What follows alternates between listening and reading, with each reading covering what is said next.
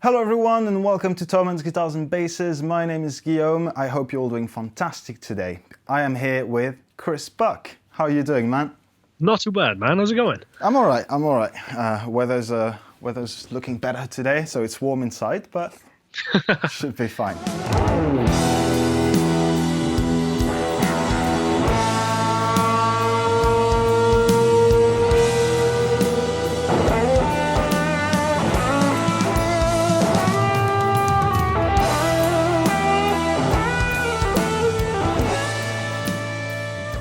How's life, dude? So obviously we're gonna be talking about Fender in a bit, but just as a, how are you? What have you been up to? What are you doing?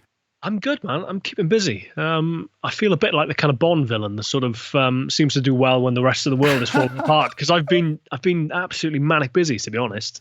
Which is good. It's given me time to kind of just crack on with work and not stress too much about sort of everything else that's kind of going on in the world at the minute, which is rather bizarre to say the least. Sure.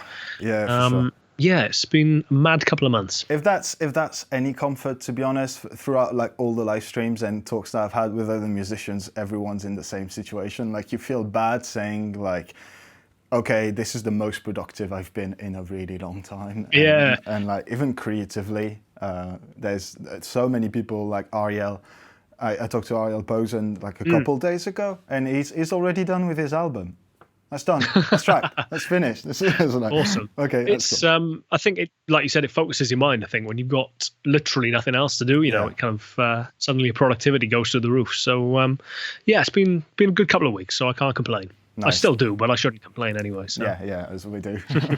Just for a little bit of context, guys, this has been taped while we're still all inside. I don't know when this is going to come out, so if it sounds weird, here's why.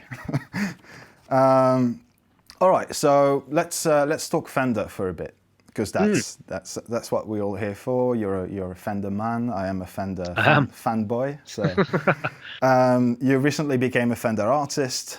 You are now alongside the greatest guitar players on earth. No pressure, but how? I know, yeah, and then there's me in the middle of it all. Yeah, exactly. How does that feel, and how did that come to be?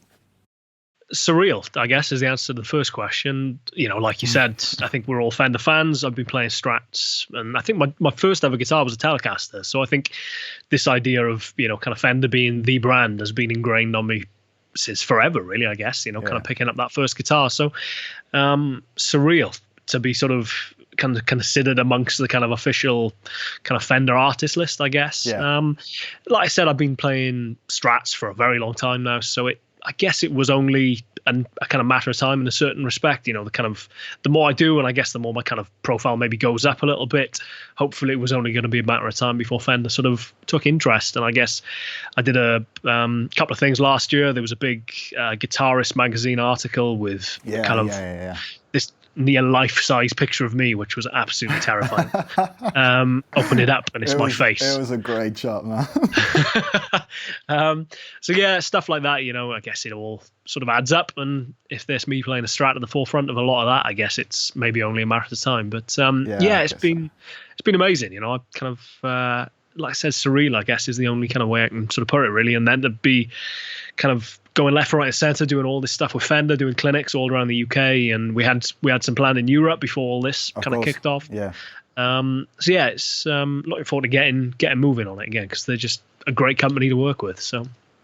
I was going to say I can only imagine. No, I've worked with them, and they really are a great company to work with. So I think it's kind of, you know, it's easier said than done, I guess, but I try and make a point of any companies I do end up working with, try and make sure they're lovely people to start off with, because it's going to make sure the relationship is that little bit easier if you get on with them. And, you know, we've all had our fingers burnt working with people who are kind of less than savory, but, you know, they're a great company, as pretty much every other company I work with. All are incredibly good to deal with. It just makes everything that little bit more kind of seamless. So no complaints from me. That's all good, man.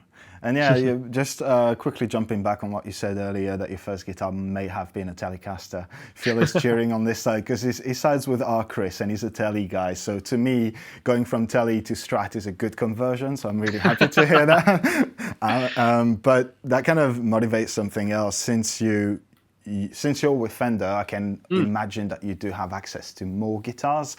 Are you still 100% a Strat man, or have you been looking at Teles and Jazzmasters and maybe like New Horizons? I've always been a massive Telecaster fan. Like I said, my first guitar was a Squier Affinity way back in the day, and I vividly remember the day I bought that, or the day my parents bought it for me. And my father was kind of really went out of his way to convince me to get a Telecaster, because I'd seen a red Squier Stratocaster in a guitar shop window, and was just kind of blown away by it. I was like, I want that. and my dad said, no, don't get that. And I was just about to start, so I was kind of maybe first year of high school, and I wanted to have lessons in school.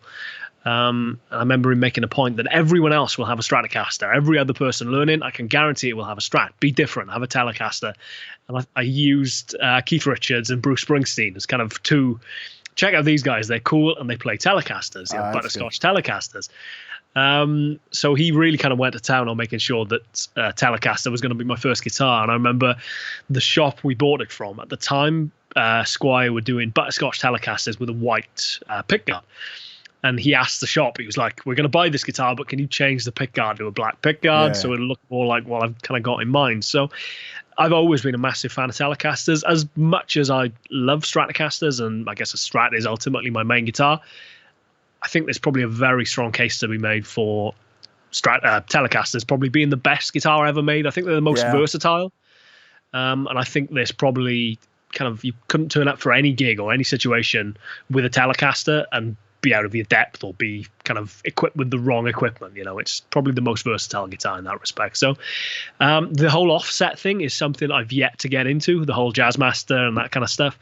But I would love to dig into it at some point. So as he picks up a Jazzmaster. I just picked it up today, man. It is incredible. It is so cool. I don't have any offset guitars, but to be honest, this thing with the the gold big guard and just like fit and finish is so cool.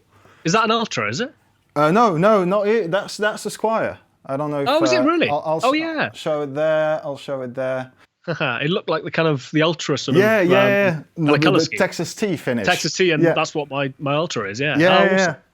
Yeah, I'm going to dig into the offset thing at some point. I think that's cool. There's a lot of guys who've used offsets to great effect, so it's probably criminal not to at least have one somewhere. So I guess so.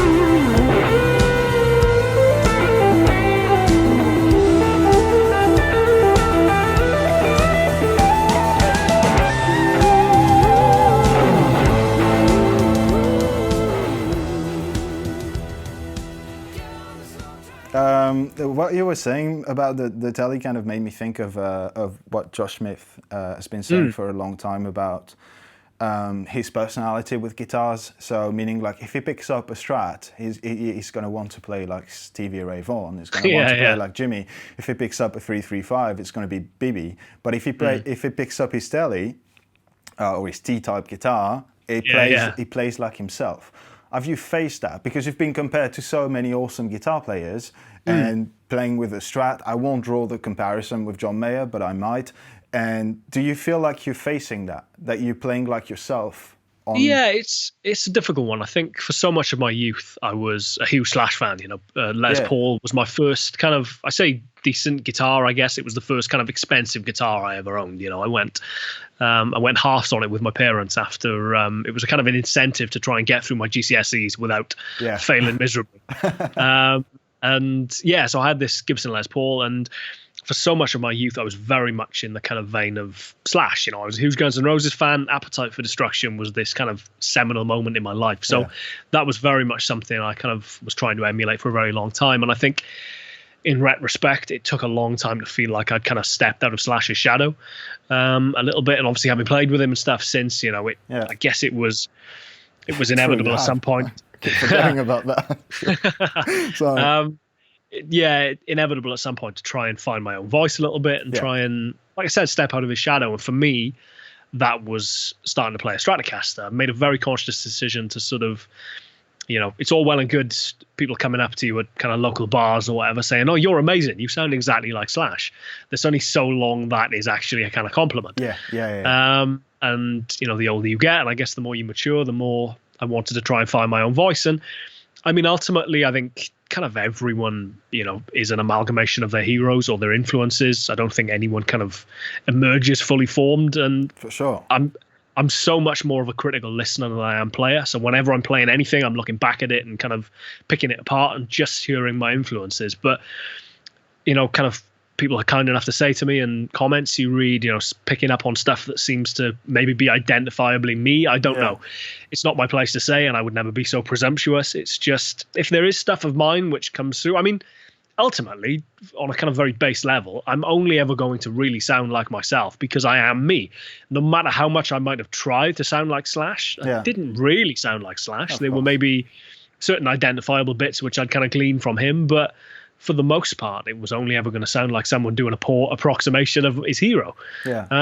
So whether that's the case now, I don't know. It's as I said, it's not for the musicians to say. I don't think it's for other people to listen in and maybe identify stuff that they maybe think is unique to you or stuff that you've nicked from elsewhere.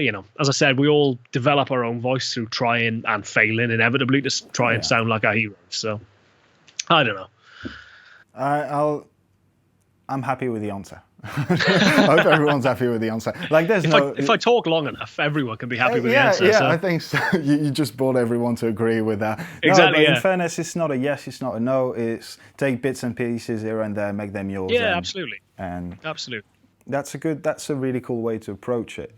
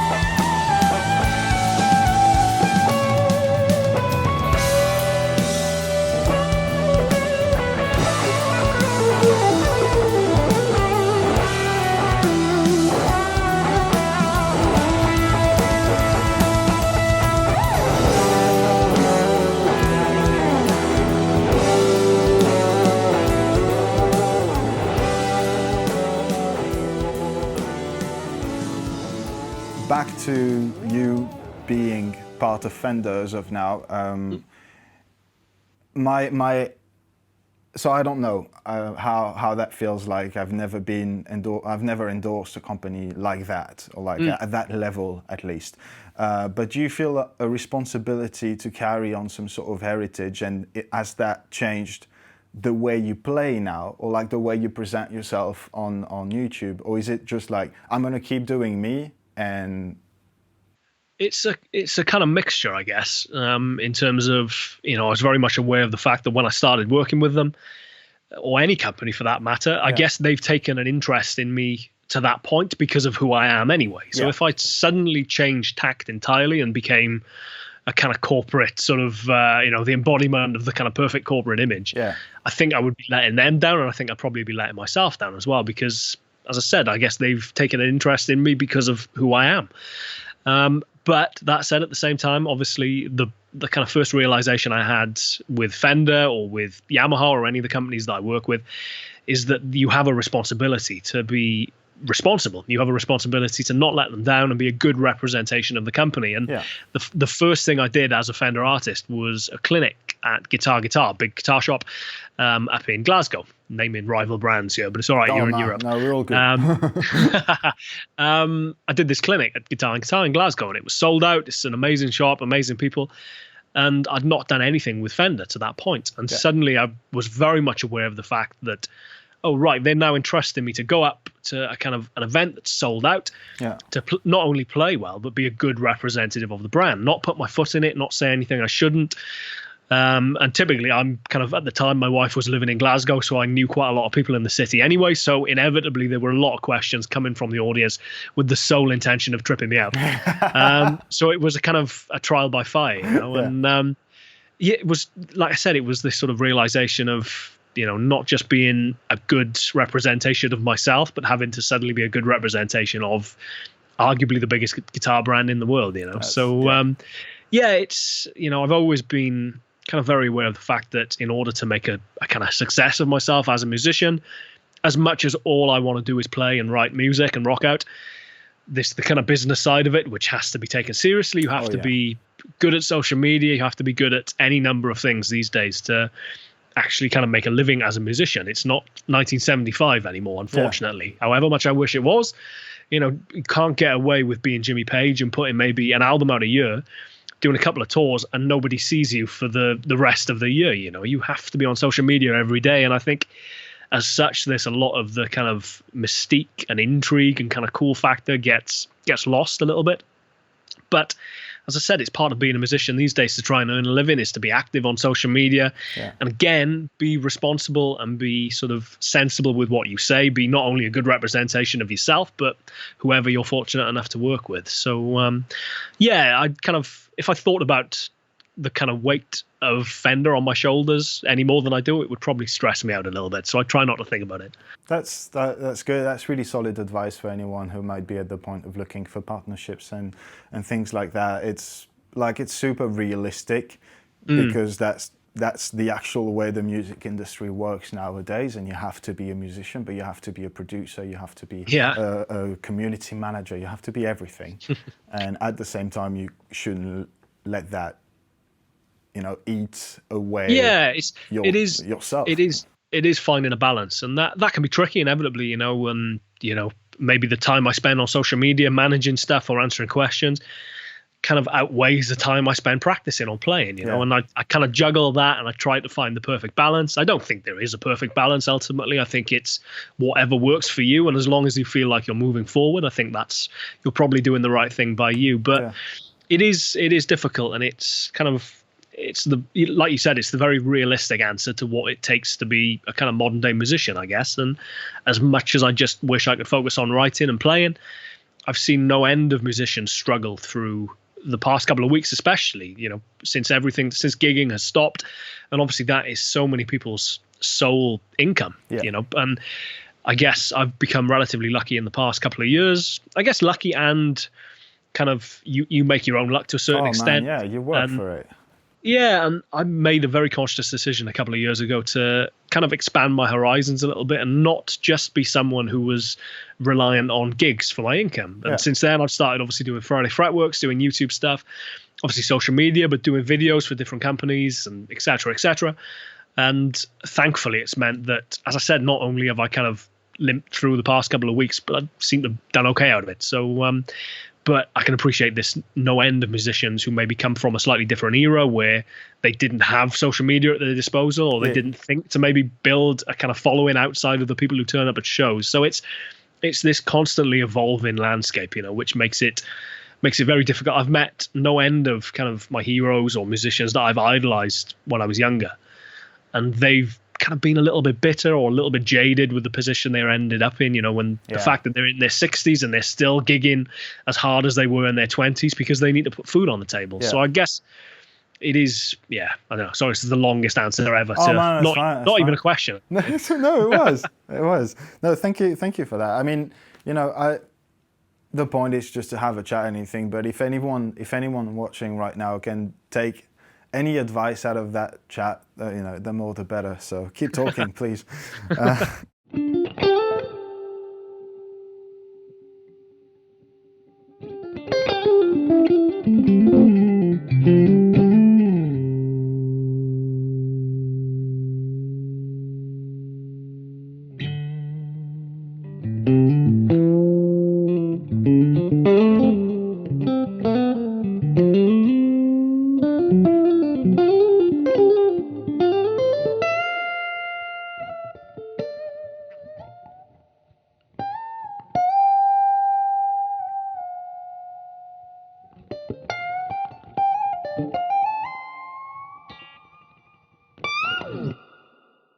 I guess I have one more question that's more related to you being a part of Fender before going back onto guitars, because we want to talk about guitars. But it's they're both kind of trippy questions now, and I'm sorry about that in advance. But now that you're inside the company, what direction would you like to see Fender take in terms of the products they put out, in terms of what you've seen of marketing and the way the brand sort of works? What would you like to see in the future? I think every guitar in Sunburst, and that's it. Nice.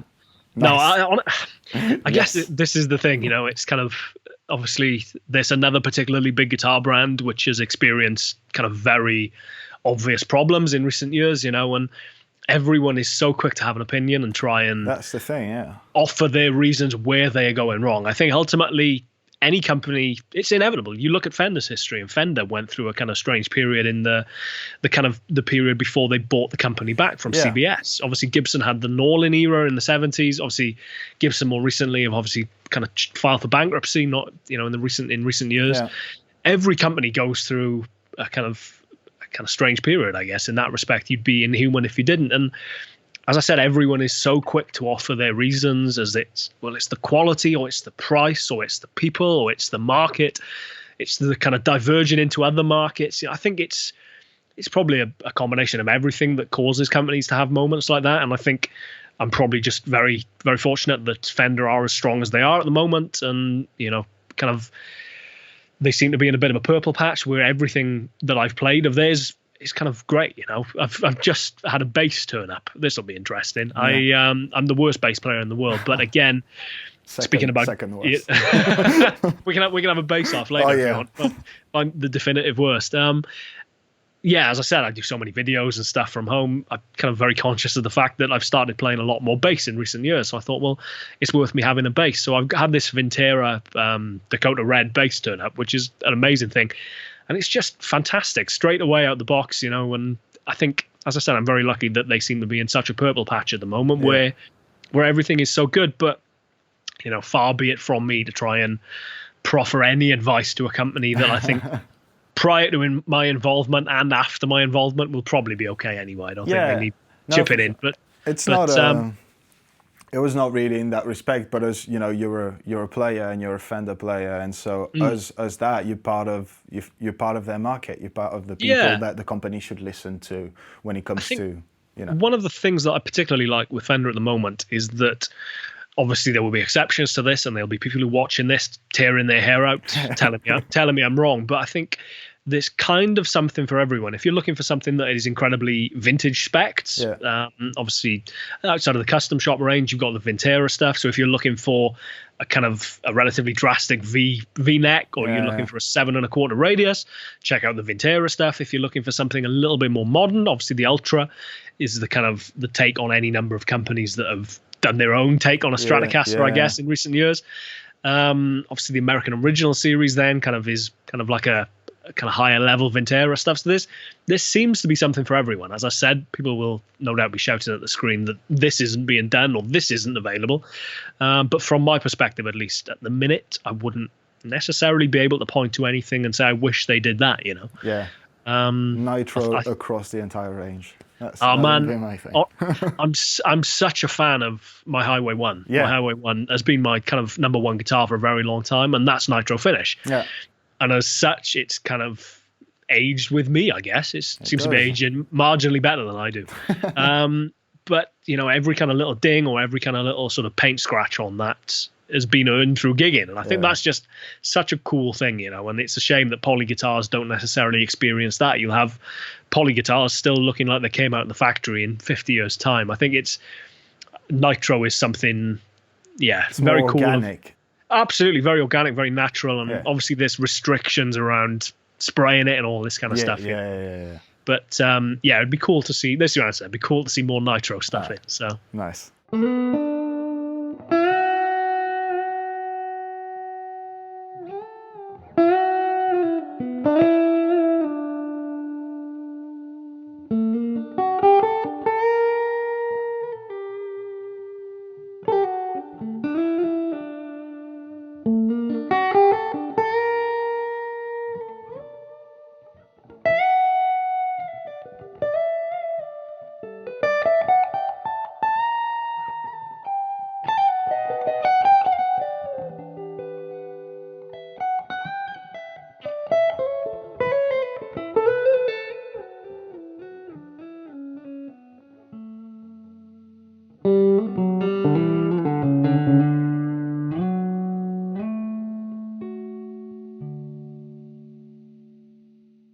I'm the kind of guy who thinks that tone is in the lacquer as well, and like that the Fender Nitro is like you can't deny physics, and if a wood is like completely coated in plastic, essentially, it's not going to vibrate it the same way as if it's not. So absolutely, that's a sound thing as well, I think. It's funny, I had a very similar conversation recently with a guy called Hugh Price, who's been doing the restoration work on my 62 Strat a couple of months ago. And that is covered in, honestly, God knows what. We don't know. We think it's some kind of enamel. Someone has refinished it at some point. The guy who obviously had the guitar prior to me, I guess, had it from new, and was obviously a fan of doing many modifications to his guitar, however crudely, unfortunately. One of which was repainting it. And I think he literally took it to someone up the road, who maybe had a kind of tin of paint or maybe a car spray shop or whatever. To refinish it, and it's recovered. Annoyingly, the only other color we found in it was down in the jack kind of recess, which is a different shade of red. So I don't know whether it was a custom color to start off with, and it was Fiesta Red, or a lot of the Strats that were coming into the UK in the early 60s were being refinished by Selma in red because the shadows were so popular. But whatever it was, it seems to have been red originally, and then someone's oversprayed it with a different kind of type of paint.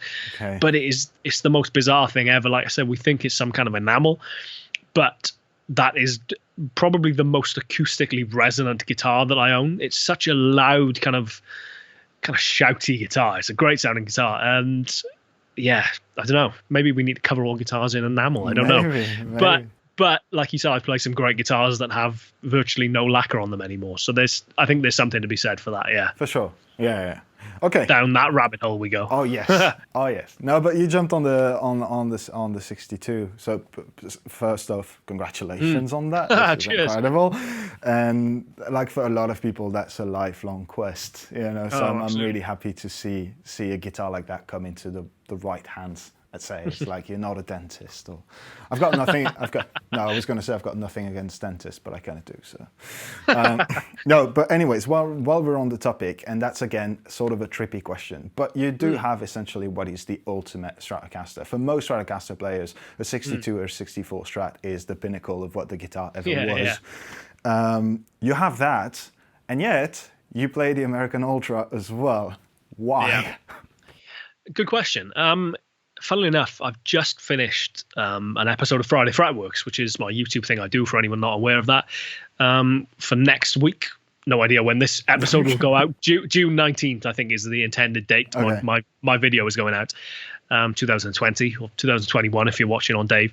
But the angle I've taken with that video is 62 Strat worth the hype, and I've tried to take a more kind of analytical approach to it, I guess, trying to get to the bottom of not necessarily just what makes it good, but what I struggle with a little bit, and kind of taking a more objective view of it and less starry-eyed about the fact that this is, as you said, like a holy grail guitar for a lot of people, you know.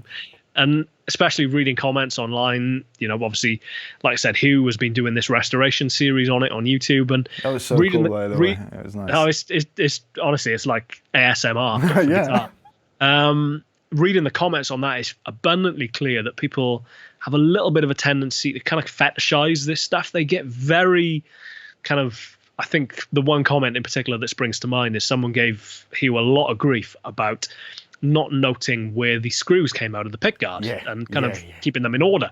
And he very validly made the point. He was like, well, what are we preserving? Are we preserving when the auctioneer took it apart? Or are we preserving the order they were put back in when Chris took the guitar apart after buying it?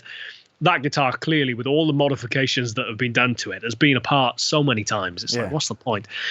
But as I said, the angle I've tried to take with the video is looking at some of the aspects which I maybe struggle with as much as I love. And one of the things which is kind of hot topic, especially since the release of the Silver Sky, is the 7 1/4 radius board, which, I mean, there's no end of tracks, as kind of Paul Reed Smith made the point in all the kind of promotional stuff of that. There's no end of songs over the years that have been recorded on Strats with that radius fretboard. It didn't seem to slow Martin Knopfler down on Sultans of Swing, or it didn't seem to whatever, Hendrix, Machine Gun.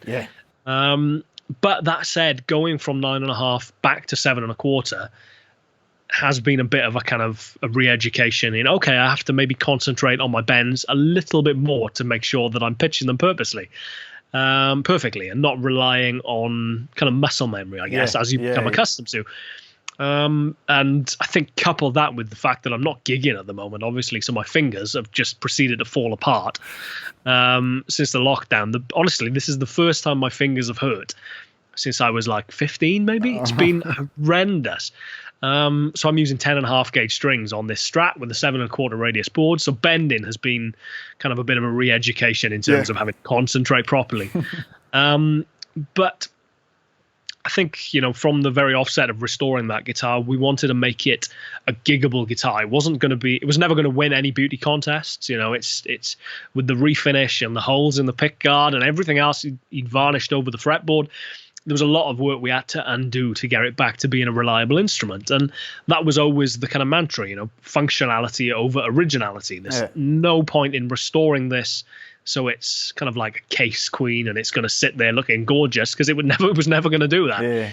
I always wanted to gig it and take it out. So in that respect, I guess it does make for a very good comparison to maybe something like the Ultra or my Highway 1 or the Vintera range, whatever. I think ultimately I'm not going to be the guy that just kind of takes one guitar out ever. I think different tools for different jobs. You wouldn't try and build a house solely with a shovel. I don't know. That's a terrible analogy. I get it. I think the Ultra does stuff that the 62 doesn't, and my Highway 1 does stuff that the 62 doesn't. Kind of likewise and back and forth. And I mean, the one thing that's been fantastic with the Ultra, which is bizarrely something I was a little bit not worried about but kind of concerned about, I guess, was the noiseless pickups. Prior to the Ultra, I'd never played any noiseless pickups where I'd kind of felt like they truly captured the sound of single coils. I guess it's something in the technology that makes them noiseless. I guess you lose the magic of a single coil. But again, I'm sat here talking on behalf of Fender, so people will not believe a word I say anyway. I'm not. I'll back you up afterwards.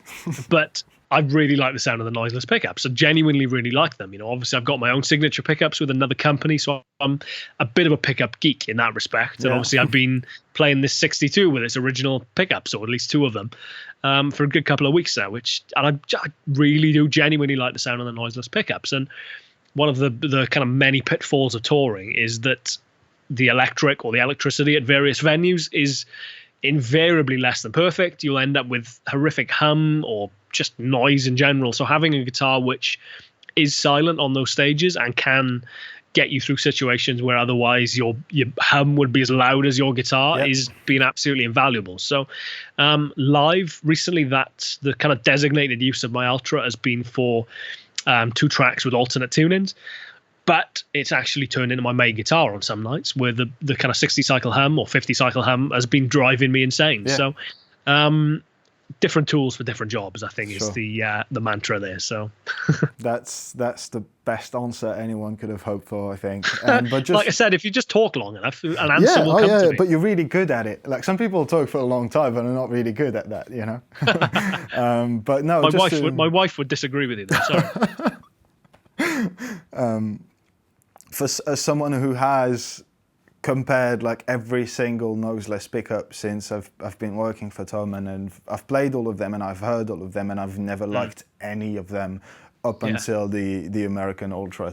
And that's my personal opinion. A lot of people again would have found use of noiseless pickups before that, but I completely agree with the fact that they're the first ones that actually compare to pickups.